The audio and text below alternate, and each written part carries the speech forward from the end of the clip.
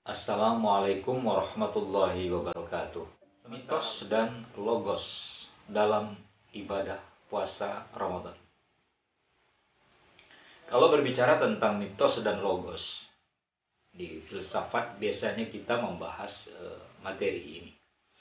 Kalau mitos sangat berkaitan dengan kepercayaan masa lalu, ya, yang secara turun-temurun diakui kebenarannya.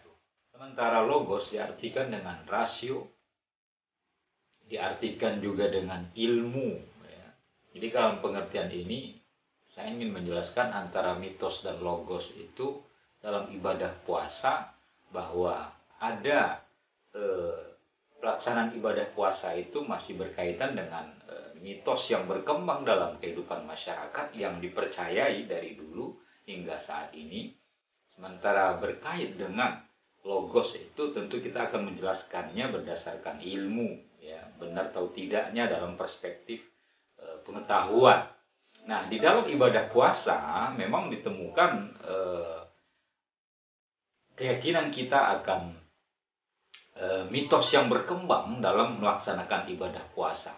Kalau kita cermati sebenarnya sudah banyak orang yang menjelaskan ini, ya. Kita mencoba mengulang kembali bahwa dalam ibadah puasa Ramadan yang kita lakukan, mestinya kita berpegang pada logosnya, ya, kebenaran yang berdasarkan konsep ilmu pengetahuan, kebenaran yang berdasarkan rasio, tidak hanya kita lihat dalam perspektif cerita-cerita masa lalu, keyakinan masa lalu yang berkembang dan dianggap sebagai mitos yang kita yakini juga kebenarannya. Padahal itu mestinya tidak bersandar pada rasio atau kebenaran konsep ilmu. Nah, apa saja mitos yang berkembang dalam ibadah puasa Ramadan itu? Misalnya kita lihat yang pertama pada eh, keyakinan orang bahwa bulan puasa itu kita tidak perlu berolahraga. Itu mitos yang berkembang. Ya, pada dasarnya olahraga itu kan sesuatu hal yang penting, dibutuhkan oleh tubuh kita. Dengan adanya gerakan tubuh kita, nah, itu kita akan lebih sehat. Jadi kalau dalam ibadah puasa kita dilarang olahraga, itu sebenarnya mitos. Nah, yang penting kita lakukan dan itu berdasarkan kesehatan dan berdasarkan konsep ilmu pengetahuan, ya, atau logos dalam hal ini, ya, kita berolahraga menyesuaikan dengan keadaan kita yang sedang berpuasa. Misalnya olahraganya yang sifatnya ringan, jalan gitu, dan senam ringan yang tidak banyak mengeluarkan keringat. Karena kalau kita banyak mengeluarkan keringat, tubuh kan bisa dehidrasi, kekurangan cairan. Kemudian juga kalau kita misalnya berdasar konsep ilmu, ya, olahraganya tidak dilakukan misalnya pagi hari, tetapi lebih baik dilakukan menjelang waktu berbuka. Karena nanti ketika kita merasa sangat haus, cairan tubuh banyak keluar, maka dengan puasa kita isi lagi tubuh kita, ya, energi kita saat kita berbuka puasa. Dan intensitasnya tentu tidak olahraga yang berat. Jadi adalah mitos seandainya kita selama puasa itu tidak berolahraga. Karena olahraga itu bagian dari lifestyle kita agar kita tetap sehat. Dan puasa itu mestinya kita sehat. Lalu mitos yang kedua yang berkembang bagi orang yang puasa Ramadan itu misalnya dianjurkan mengkonsumsi makanan yang manis, ya, minuman yang manis, ya. Ini sebenarnya betul bahwa ketika berdasarkan konsep ilmu ini sebenarnya benar, ya, atau dalam perspektif ilmu gizi juga dianggap benar bahwa setelah seharian kita puasa kita dianjurkan mengkonsumsi yang manis. Tetapi kita jangan salah kaprah bahwa yang manis kita minum itu yang tinggi kadar gulanya, ya, tapi nol kandungan seratnya. Nah, yang paling bagus ya seperti yang dianjurkan oleh Nabi, bahwa kita makan yang manis itu kan kurma. Kurma itu kan sesuatu yang manis tetapi tetap mengandung serat.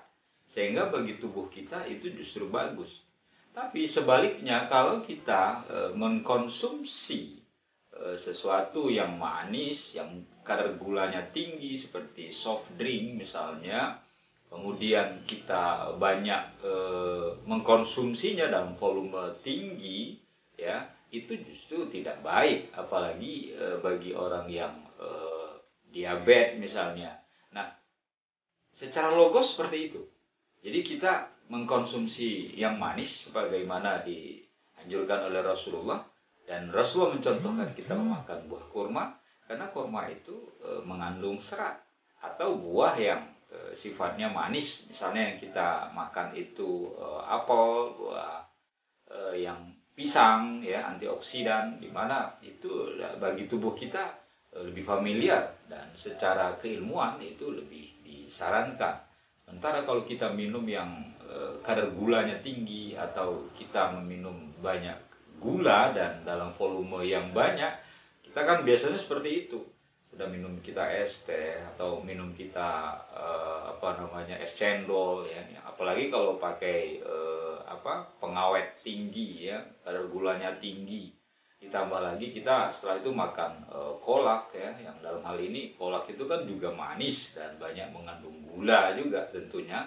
Nah, di sini kita harus pandai secara keilmuan memahami meminum yang manis saat perut kita kosong seharian itu tentu dalam batas-batasan tertentu, dan tentu juga menyehatkan untuk tubuh kita. Manis tapi mengandung serat dan baik untuk kesehatan kita. Lalu yang ketiga adalah banyaklah saat makan sahur biar energinya kuat ya.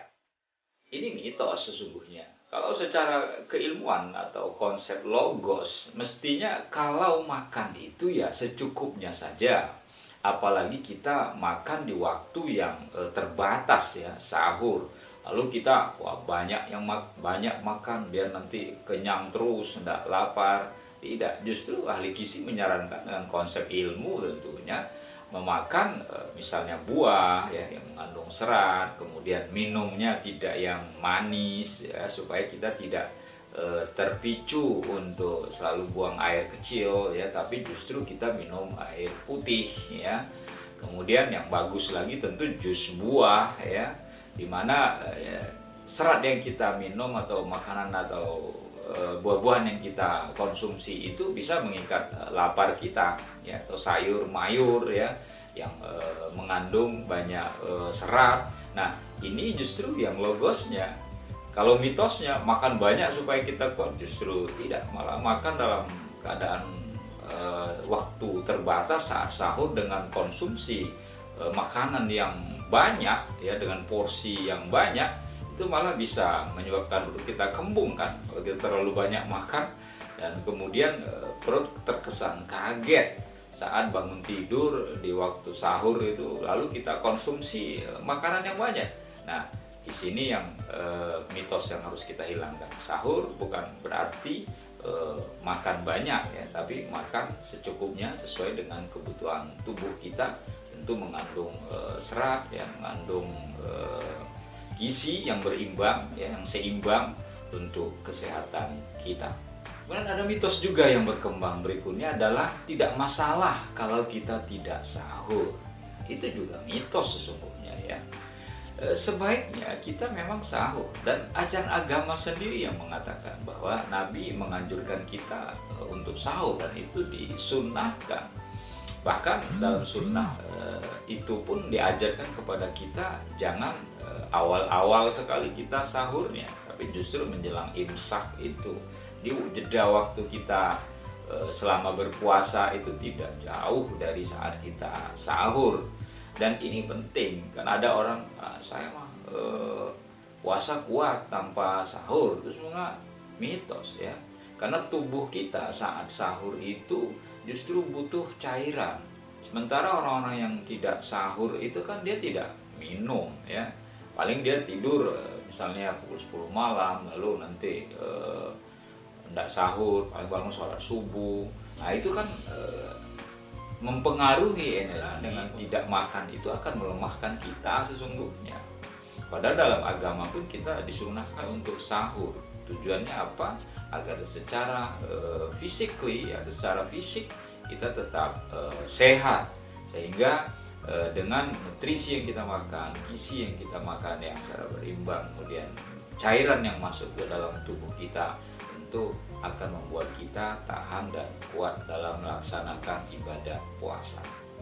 Mitos yang berikutnya adalah ketika orang mengatakan seger dengan minum dingin saat berbuka. Nah, ini yang perlu dipahami, itu mitos sesungguhnya. Karena seharian puasa panas, saya membayangkan yang dingin-dingin yang mengandung banyak es gitu, lalu minum seger sesungguhnya. Perlu dipahami menurut teori kesehatannya sendiri, dan ini sesuai dengan konsep logos ya, perut kita kan kosong seharian, lalu dia boleh dikatakan mengkerut lah karena tidak diisi ya dengan berpuasa itu. Lalu saat dia mengkerut seperti itu, kita lalu minum yang dingin. Nah, ini tentu tidak dianjurkan ya, walaupun tujuan kita seger. Tadi kan panas puasa seharian lalu minum yang dingin segar, itu tidak betul ya, dan justru itu mitos. Nah, yang justru kita lakukan adalah minum yang hangat ya. Minum yang hangat itu justru yang menyegarkan kita ya, bukan justru yang dingin, sehingga perut kita itu akan merasa nyaman ya dengan minuman yang kita minum itu. Nah, ini yang kadang berkembang di masyarakat, sehingga tidak mengherankan saat bulan puasa Ramadan itu banyak orang yang kena flu ya, pilek ya, karena memang karena berbuka langsung minum yang dingin-dingin, lalu mempengaruhi tubuhnya, lalu bikin batuk dan segala macamnya. Nah, ini justru merugikan buat kita. Jadi kalau minum saat berbuka itu dengan yang dingin-dingin itu sesungguhnya mitos. Tetapi yang sesuai dengan konsep logos sesungguhnya adalah minumlah dengan yang hangat, dan kalau bisa yang manis tidak ada masalah. Jauh itu untuk meningkatkan energi kita. Biasanya kalau kita lemas, lalu kita minum seteguk air yang rasanya manis, itu akan meningkatkan kesegaran ya rasanya dalam tubuh kita ya. Kita seakan-akan menambah energi baru, dan sesuatu yang manis itu memang membuat tubuh kita lebih rileks biasanya. Mitos yang berikutnya yang berkembang dalam ibadah puasa, lansia tidak perlu puasa. Memang di dalam Islam disebutkan bahwa bagi orang tua yang sakit ya atau fisik lemah gitu, dianjurkan untuk tidak puasa tapi bayar fidyah. Tetapi puasa bagi lansia, kalau lansia itu dinyatakan sehat dan dia sanggup untuk melaksanakan puasa, itu tidak ada masalah ya, justru itu menyehatkan ya. Karena bagi orang yang puasa itu tentu sangat berkaitan dengan kemampuan tubuhnya. Ya, kalau lansia di atas 70 tahun dan secara fisik sudah tidak kuat ya memang jangan dipaksakan. Tapi kalau misalnya lansia kan atas 60 lebih kurang 60 tahun ya. Tapi kalau misalnya secara fisik dia kuat dan sehat-sehat saja, itu justru silahkan untuk melaksanakan ibadah puasa. Jadi mitos kalau seandainya lansia nggak boleh puasa, misalnya kita punya kakek, nenek, lalu kita larang nggak usah puasa, nggak boleh menurut agama, udah tua dah bayar fidyah aja kayak nek. Nah, ini juga tidak benar juga. Seandainya kakek nenek kita justru masih kuat, kemudian secara sehat, secara tubuh dia sehat, itu tidak ada masalah kalau dia melaksanakan ibadah puasa. Yang terakhir adalah mitos dalam ibadah puasa, ibu hamil dan menyusui tidak boleh puasa. Tidak ada masalah sesungguhnya dan tidak dilarang di dalam fikih juga. Sejauh ibu hamil atau ibu menyusui itu sehat secara fisik dan seperti ibu menyusui ya, tentu dianjurkan mengkonsumsi cukup air minum sebelum atau saat sahur itu, kemudian makanan yang bergizi tentunya yang mengandung serat sehingga air susunya tetap mengalir dengan baik ya. Dan bagi ibu hamil juga begitu ya, tidak akan mengganggu janinnya ya dalam kandungan sejauh si ibu hamil itu kuat melaksanakan ibadah puasa dan memakan makanan yang mengandung gizi tinggi, serat tinggi, kemudian sayur mayur ya, buah-buahan. Nah, itu justru akan menyehatkan. Sehingga air susu yang keluar dari ibu hamil misalnya, ibu menyusui misalnya, itu tubuh biasanya menyesuaikan ya. Tubuh kita itu diciptakan oleh Allah itu memang sangat sempurna ya. Jadi walaupun ibunya puasa, bukan berarti air susunya lalu kering seperti itu. Tidak fakta juga seperti itu ya, itu justru mitos. Justru ibu yang puasa air susunya tetap mengalir ya, sejauh dia misalnya saat sahur itu memakan makanan yang bergizi, tetap berimbang ya, gizi berimbang, dan sayur mayurnya juga terpenuhi. Apalagi biasanya ibu hamil kan juga, ibu menyusui juga kan biasanya vitamin misalnya agar tetap sehat dan kuat ya dalam menjalankan ibadah puasa. Nah itu memang beberapa mitos ya yang berkembang dalam masyarakat yang sesungguhnya tidak berdasar, tetapi kita tentu lebih percaya ya yang berdasarkan logos, yang berdasarkan konsep keilmuan yang sesuai dengan rasio atau nalar kita, bahwa puasa itu sesungguhnya tidak membatasi kita dalam beraktivitas, sejauh kita dalam melaksanakan ibadah puasa itu kita tetap menjaga kesehatan, tetap menjaga kebugaran kita, dan mengikuti sunnah Nabi dengan sebenarnya. Dan spirit dari puasa itu sendiri sesungguhnya bahwa puasa bukanlah menyiksa kita, tetapi puasa itu sesungguhnya memberi banyak kemanfaatan bagi kita. Justru orang-orang yang berpuasa itu kesehatannya biasanya kesehatannya akan lebih menjadi baik. Jadi puasa kita mendapatkan pahala dari Allah karena ia datang cuma sekali dalam setahun dan sangat istimewa. Dan di satu sisi kita juga mendapatkan kesehatan, tubuh kita lebih sehat saat kita melaksanakan ibadah puasa. Demikian yang dapat saya santurkan. Semoga dapat. Assalamualaikum warahmatullahi wabarakatuh.